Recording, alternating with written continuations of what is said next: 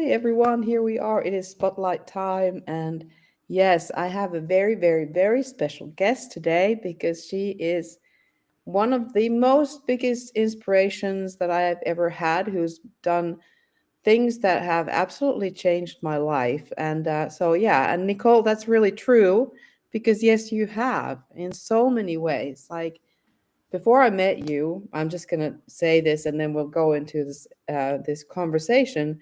Is I I have for all of my life thought I am not a writer. I cannot write. Like this is not my thing, and what would I have to say anyway? To be put in any kind of a book format. And you changed it. You changed it. And now, because of you, I am in two books, so twice been published, with a chapter in a book in an anthology with you and with many other beautiful people. So, first of all, I would like to say thank you for being exactly who you are, Nicole. And thank you for being here with us today. So, yeah, there we go. That was my introduction to you. Tell us Wow. about you. I'm great this morning. Thank you. I appreciate you having me on. And uh, I want to first start by saying the thank you goes both ways. So, in as much as I might have the opportunity to um, help someone see how important it is to own their story and to write it from their voice, unless the person's ready and say yes, that can't happen. So, it's really important that the writer themselves acknowledge their part in it. It's a partnership.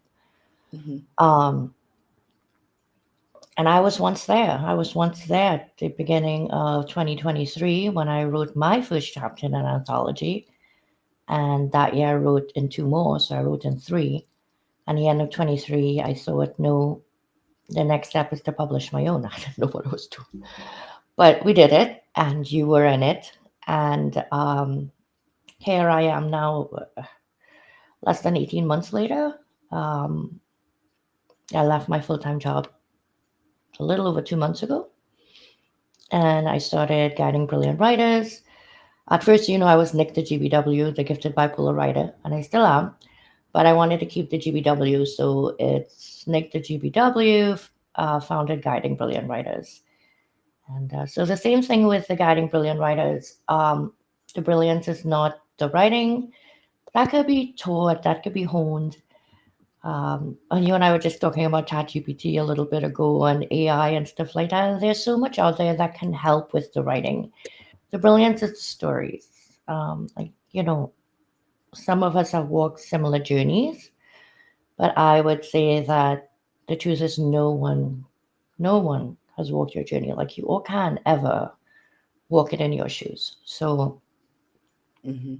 you know, I get that it could feel very saturated. There's books everywhere. But you know what? Think of how many people are in this world um, that have been blessed. I've been blessed to be able to build a gifted bipolar writer around my full time job and then find myself in a position where I could say, I'm going to go chase my dreams. But I like to say I'm not a dreamer, I'm a doer with a dream.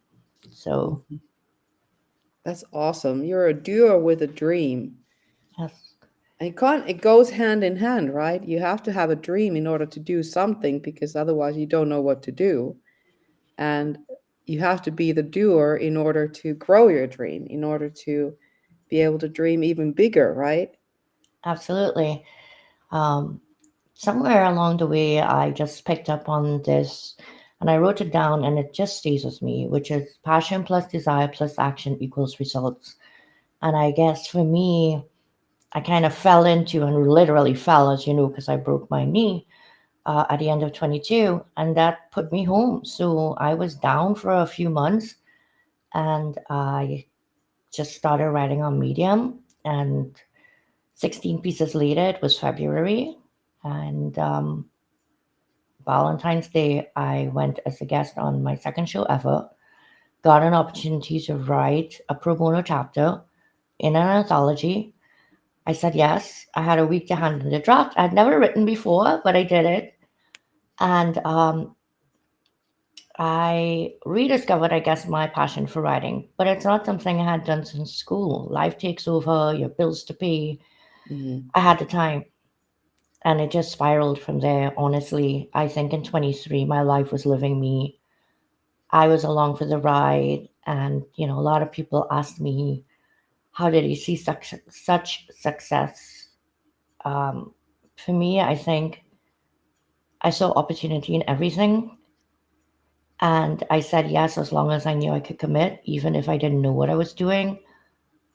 I knew that I would learn because that passion and that desire led to action.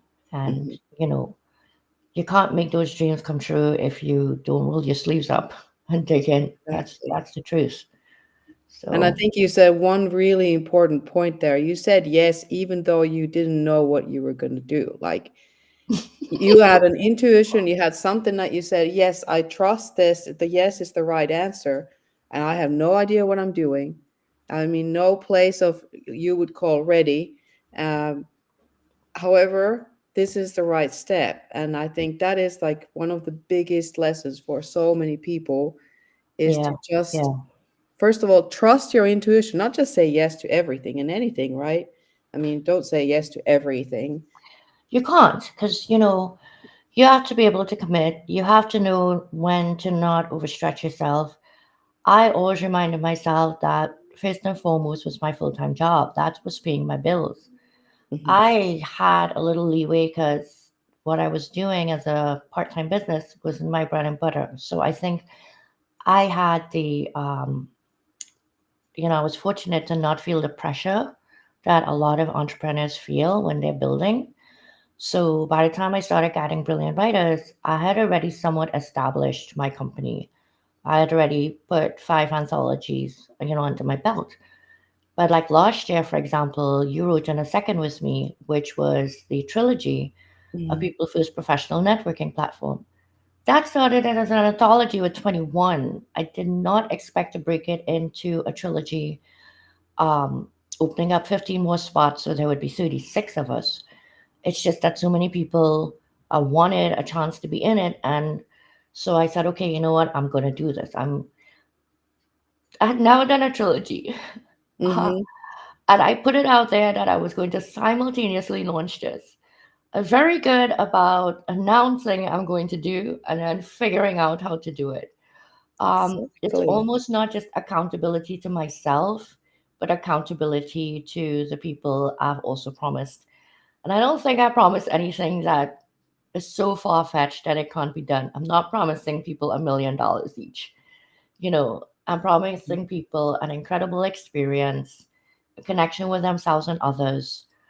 I feel very responsible for first time writers and that experience. I feel Hmm. that experience could make and break somebody choosing to write again. Hmm. Um, if they're made to feel that, oh, you're not a writer, your English is horrible, your story doesn't make sense, like, why would you want to write again? But the thing is, everybody's story makes sense. As the publisher, part of my job, other than designing my beautiful book covers, which I love, to me, part of my job is, yes, the editing and the spelling. There's grammarly for that. A big part of what I want to do and that I do, and it's very time intensive, and I don't know too many other publishers that do it. Yes, I would have Zooms, as you know, and bring everybody together, right, to meet each other and then to go through drafts and stuff. But now I meet with the co-authors one on one for an hour if they want to, Hmm. and I read their chapter back to them, Mm. and that has opened up so much. So you can hear where there may be redundancy. They can hear where I pause because maybe I'm confused. They can hear, "Oop, that's not what I meant to say. That's not how I meant to say it." Hmm. And I find that by doing that, they are able almost to edit their own work in terms of story development, right? Rather than me as the publisher, like I have a voice, you have a voice. I don't want your voice to sound like mine. I want Hmm. your voice to sound like yours. It needs to sound like yours. And so a big part of these anthologies for me is, yes, there's a theme, but I don't want to turn to pages and every story is like the last one. To me, where's the Hmm. fun in that, right? We're celebrating our individuality. Exactly. And I think through it all, my number one, I believe, defining uh, edge, if you will, is not the bipolarness. I talk about that a lot, yes, and I embrace it and own it. I actually believe it's my transparency. Hmm. Um, we're in it together. So if I hit a roadblock, I'm going to share with you. I'm not going to Hmm. pretend everything's okay. And I did that a lot during a People First professional networking platform last year. I mean, that turned into a 6 month project with 100 hours. I didn't know it was going to go there. Towards the end, I will tell you, I was really tired. Um, Hmm. but I kept seeing it. I kept seeing it. I kept seeing the 3 books, and picturing it in my mind that it would be 1, 2, 3 on Amazon. And I would just see the 3 books, 1, 2, 3, Hmm. however I see them. And that's how they ended up, right? And Exactly. That's what you do. And I mean, I think you just thank you so much, first of all, our listeners and watchers. yes, thank George you. Fisher is here again. That is so awesome. He said this is a terrific conversation. Yes, it is. Thank And you. Mujtaba Baig, I hope I pronounced your name somehow correctly. You said amazing insights. Thank you so much. And for Appreciate it. each and every one who has been here or who is here or who will be here watching, very good. And thank you. And yes, I wanted to say that yes, I do believe that your vulnerability, your openness, you being just you, exactly how you are, and not like thinking what is diplomatic or what, how am I supposed to, because that's the kind of people you draw to you, is the the absolute authentic, open, vulnerable people who are like, yes, this is me right now. We're all going through stuff, right?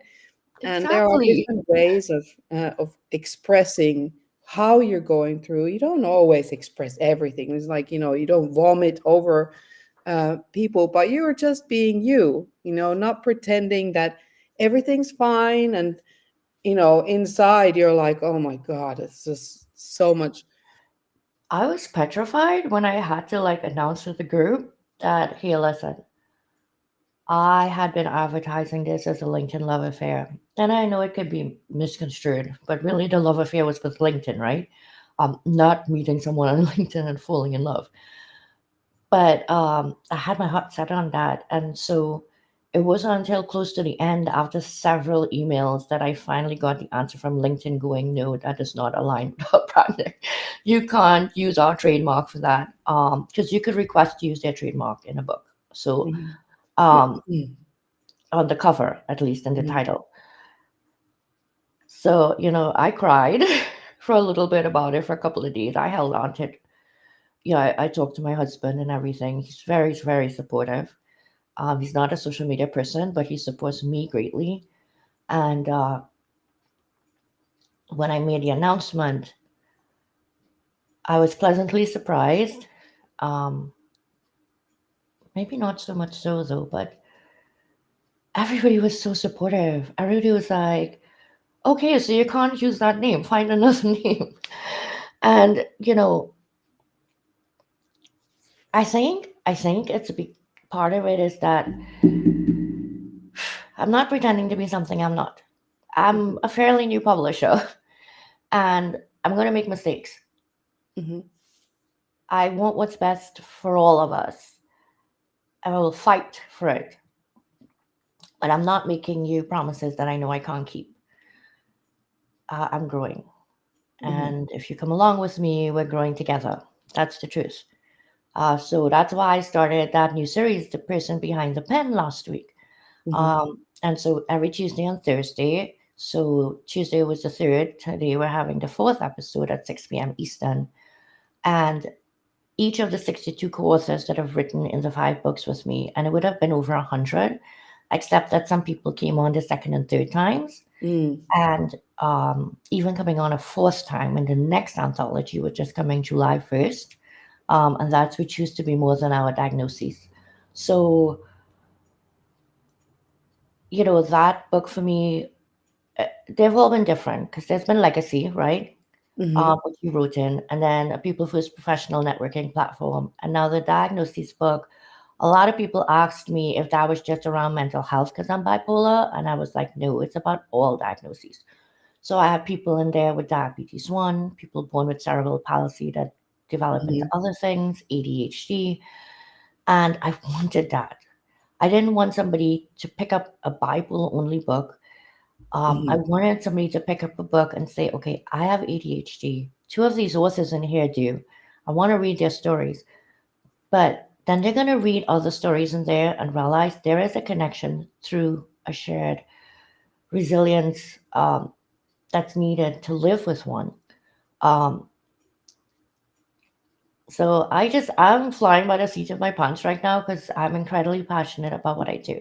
Mm-hmm. And I'm just getting to um, work with individual authors. I just signed my first client author and launched his psychological thriller, completely different genre, on March 15th. And his next book comes out in May. He signed 4 books with me this year, so I am thrilled. That's Um, awesome. I know it's a lot happening. I have a memoir coming out from another client in September. Uh, and let me tell you something. Every single book that I publish, I'm scared. And I think that while we have to overcome fear and be willing to take the step, I think it's natural to have a bit of it when you're stepping into the Mm-hmm. unknown. And it's something to not beat yourself up about. Um, it's something just to embrace and work through. And every time you do it, when you achieve that milestone, you know you can do it. And will you have those days you doubt you could do it again? Oh, yeah. But the more you do it, the easier you will feel about doing it. And Mm-hmm. um, and this opportunity, honestly, leaving my job now helped me to be able to work in other things I wanted to, which is somewhat like a bipolar support group, but I think of it more as a meeting of minds. Mm. And so I started our Bipolar Brilliance. And so a little later in the year, I'm going to start taking on people to join that weekly Zoom. Mm-hmm. And I would like it to be people with their support partner. Mm-hmm. I'm asking my husband to come on and say hi. People need to meet a real support partner and talk to them too. Exactly. That's awesome. Because then my next question would have been like, what other things? Because I know that you're a doer. You said you do you have dreams, but you're a doer, right? And so Yes. you want to do a lot of things. And now that you have fully embraced the entrepreneurship and you stopped working full time, which is a major milestone, Yeah, right? scary, but So yes. very scary, but yeah, like you said, you had the very fortunate circumstance that you were able to build your business on the side and therefore not really starting like, you know, plunging into the cold water all at once, but Hmm. you've been able to heat it up a little bit, and that's That's a good. great way to say it. But I know that, you're kind of for me, you come across as a person who wants to do many things. I Where do. you're working full time and you're building a business and you're authoring also, you're writing as well. And so all these things. So that bipolar support group or with your support person is something that you're looking into building right now this year, right? Yes, yes. I haven't advertised it as much. Once I start doing that and people start joining, I hope that it will be a weekly Zoom for 1 hour. A small paid subscription. Um, but Mm-hmm. yes, I mean, there are lots that I do want to do. And one of the things I do plan to do as the weather gets better. And right now I'm taking care of my sick puppy. So that's been taking up a lot of time going to the vet 3 days a week. I really want to, and this was actually a LinkedIn connection. That's a friend that suggested this. that I go to some of the universities out here on Long Island, like Stony Brook and stuff, and the instructors are always looking for people to speak. Mm-hmm. And this may be a good opportunity for me to speak about mental illness, um, neurodiversity, and even how, graduating and going into the workplace with such things, some of the coping mechanisms I've used, or how I have basically dealt with my employers. Uh, you know, at first I didn't. And the last job, I pretty much walked in and said, I'm bipolar. This Mm-hmm. is it. This is me. And I knew it was because I didn't want to face again what I had faced before. Mm-hmm. And it was the best thing I ever did because they took me just the way I was. And they were able to not even look past that, just be like, this is part of her brilliance. Mm-hmm. That's it. So, yeah, I have a lot I want to do. Yeah, that is so awesome. I mean, that encourages anybody, and I know that part of that courage comes with age. So, sometimes the young college graduates, they don't yet have the courage to just be like, okay, I'm just going to show up and say from the beginning, look, I have this mental illness and it's a part of me. But the more they hear from people who say, look, yes, I've gone through all these and I've hidden it from people and I've not said it, but in the end, the best possible scenario came from me being open and honest about it in the beginning. And that would encourage at least somebody to say, like, okay, well, even though I'm 20, whatever, 2, 3, 4, and I'm going to, my very first job interviews, this is a part of me and I am, not ashamed of it. It won't be easy at first, but I will say that if sharing at least would help younger people come to terms with the fact that it's who they are and they have to embrace it and find the help they need so they could wake up every day on solid ground and not 6 feet below, they will find that they could lean into that strength, even if they're not ready to share it just yet. Mm-hmm. Starting young allows you to continue to grow your level of self awareness Mm-hmm. and therefore be able to manage yourself through certain situations that you know are going to happen as a natural part of the illness. Mm-hmm. So I'm able now to manage a lot of my emotions, even though I take medication. They're more like hills and valleys than peaks and plunges, but I still experience them. I have to recognize when I might be on a bit of a high and could probably make some bad decisions, or recognize when I'm on a low and what that might be stemming from. Mm-hmm. And it certainly does take time and experience to be able to build that self awareness. But Mm-hmm. if something I share could speed it up a little bit, Yeah, why not? I would want to do it for my child. Why wouldn't I want to do it for the young people? They're our next generation, they're our legacy. So, exactly.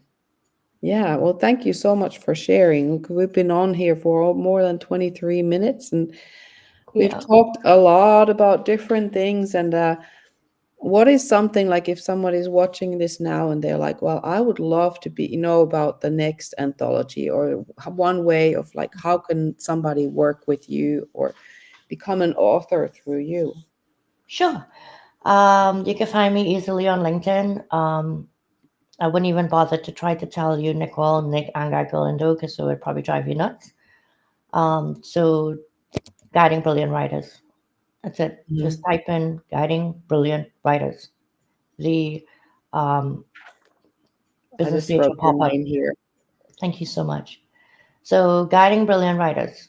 Just type that in LinkedIn, Facebook, and not Instagram because I'm not as the business on Instagram yet.